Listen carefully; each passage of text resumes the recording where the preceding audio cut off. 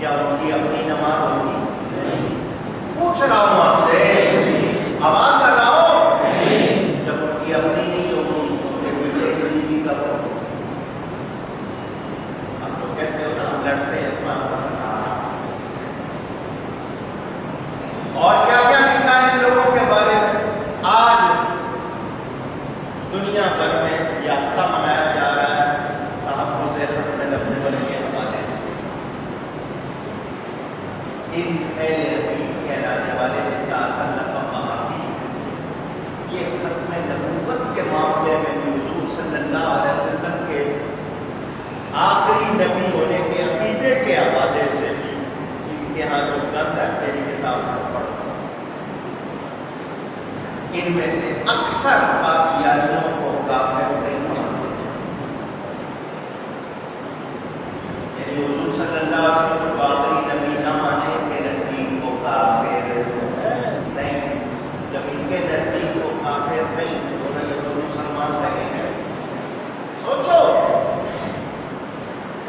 عقیدے کے معاملے کو مناسب ہوتے ہیں، اس معاملے میں کوئی لچک ہو سکتی نہیں۔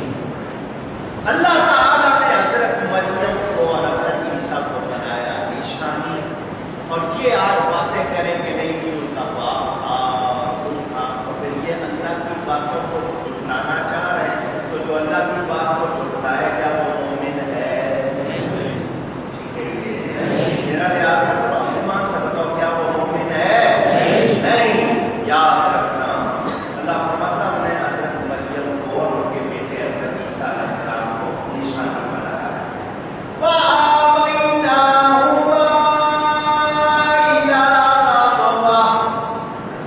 اور انہیں ٹھکانہ دیا ایک بلند زمین،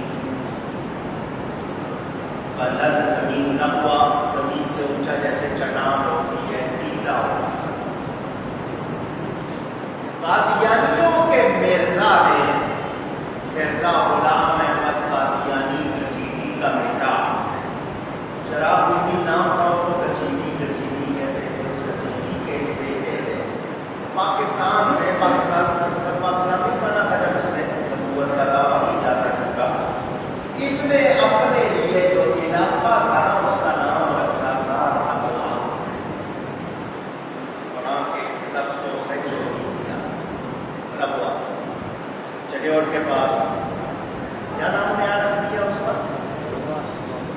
ربوہ نہیں، اس کا نیا نام رکھ دیا نا جناب نگر، یا آپ کی حکومت نے نیا، انہوں نے کیا نام رکھا ہوا تھا اس کا؟ ربوہ۔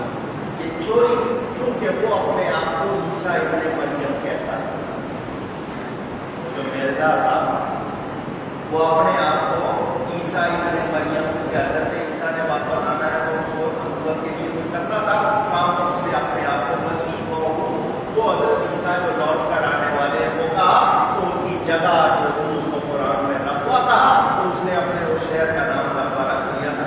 صرف آپ کو بتانے کے لیے یہ چوری کرنے والے سمجھتے ہیں ہم اس طرح کا کر لیں گے کامیاب ہو جائیں گے، تو کیا یہ ہو سکتے ہیں؟ جی اللہ فرماتا ہے اور انہیں ہم نے ٹھکانہ دیا ایک بلند زمین ذات قرار و معین، بسنے کا مقام اور نگاہ کے سامنے بہتا پانی، چونکہ وہاں پر دریا بھی تھا، چناب دریا چناب بہ رہا تھا اور وہ اونچا ٹیلا تھا، تو اس نے سوچا یہ بڑا اچھا ہے، اس نے اس کا نام ربوہ رکھ دیا، وہاں ایک جنت بنا لی، اس میں ادھر ادھر کے علاقے جو قبائل ہیں ندیاں رکھ دی، لوگوں کو کہا یہاں گھومنے آ جاؤ کلمہ پڑھو میرا، تو یہ اس نے تماشے بنائے۔ نبوت کا جن کا دعویٰ کرنے والا مرزا، جس کے ماننے والوں کو مرزائی، احمدی، قادیانی، اولی، دیندار، حکومت، یہ سب کوئی اللہ مانتا ہے۔ میرے دوستوں اور بزرگوں، آئیے یہ جو ربوہ قرآن میں کہا گیا ہے اس کے حوالے سے علماء نے لکھا ہے کہ ناصرہ اس جگہ کا نام ہے اور علاقہ ہے ایلیا، ایلیا میں یہ علاقہ اور اس کا نام ناصرہ۔ شام کا مشہور شہر ہے دمشق، اس کی بستیوں میں سے یہ ایک بستی جس کے لیے قرآن میں فرمایا گیا، اسے تو یہاں بتایا نا، لیکن قرآن میں جس کا ذکر وہ ملک شام میں دمشق کی بستیوں میں سے ایک بستی، اس کا نام ہے ناصرہ۔ حضرت مریم نے یہودیوں سے تنگ آ کر یہاں عیسیٰ علیہ السلام سمیت 12 برس قیام کیا تھا، وہ وہاں نہیں تھی۔ اللہ تعالیٰ نے ان کے لیے وہ رہنے کی جگہ بنائی تھی، پانی کا انتظام ان کے لیے۔ یہ جگہ سطح سمندر سے بلند تھی بہت، اس لیے اس کو ربوہ فرمایا گیا، یعنی بلند جگہ، بڑی سرسبز، یعنی سبزے والا علاقہ جس کو گرین بھی کہتے ہیں آپ، ہرا بھرا علاقہ تھا۔ یہاں پانی کی نہریں کثرت سے تھی اور اللہ تعالیٰ نے ان کے لیے انتظام کیا۔ اللہ فرماتا ہے یا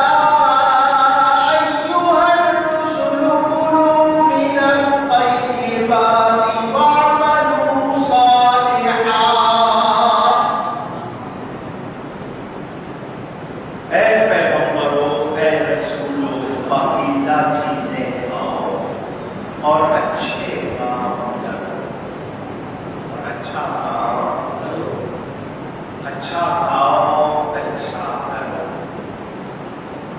دو جملے ہیں بڑے پیارے، اچھا کھاؤ اور اچھا، برا کھاؤ گے تو پھر اچھا کر سکتے، اچھا کھاؤ، اچھا کرو، حلال کھاؤ،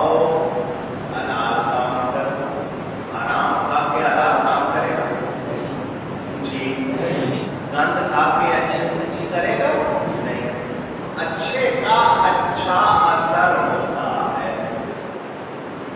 اچھے کا نہیں ہے نا۔ آپ اللہ والے کے پاس بیٹھے ہو، برے خیالات آئیں گے، وہاں بہت اچھی باتیں سننے کو مل رہی ہیں، اچھا ماحول ہے، مزہ آ رہا ہو، اچھائی کی طرف دھیان جائے گا، اچھے خیالات آئیں گے۔ اور پوری جگہ پہ بیٹھے ہو آپ تو وہاں پر سارا سلسلہ پورا اچھے کا اچھا اثر، آواز آئے نہیں ہے نا، اچھوں کے ساتھ رہا کرو، اچھوں کے ساتھ، جو اچھوں کا ساتھ اختیار کر لیتا ہے اس کو اچھا بننے میں آسانی ہے، اس کو فائدے ہوتے ہیں۔ اچھوں کے سنگ بہت کچھ ملتا ہے، اچھائی ملتی ہے، آدمی برائیوں سے بچتا ہے۔ اللہ تعالیٰ نے فرمایا ہے پیغمبروں، پاکیزہ چیزیں کھاؤ اور اچھا کام کرو، حلال چیزیں حرام کر لینا اور حرام چیزوں کو حلال کر لینا یہ ایمان والوں کا کام جی یہ نہیں ہے۔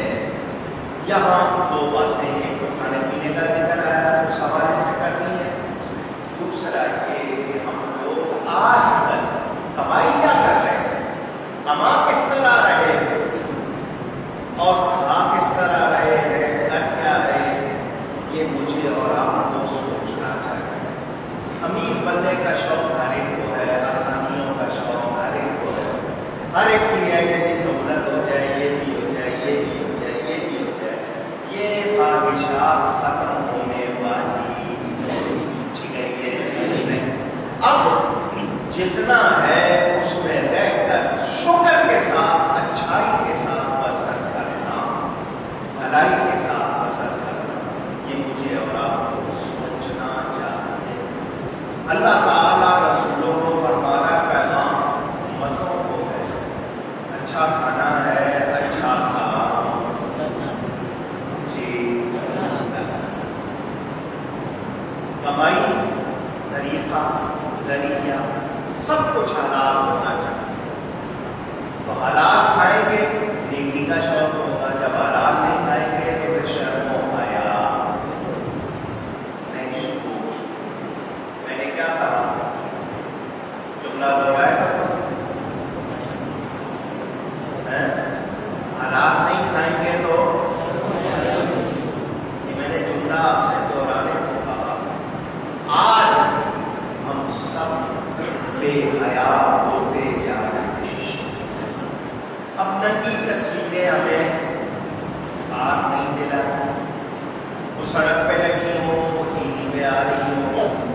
ٹیلی فون پہ آ رہی ہوں گندے پیغام بری باتیں اب ہمیں حیا نہیں آ رہا.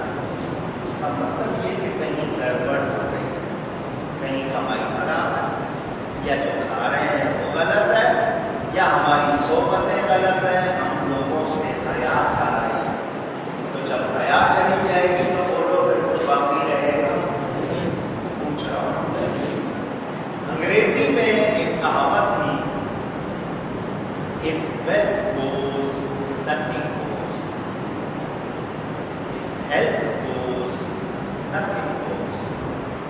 But if respect goes, everything goes.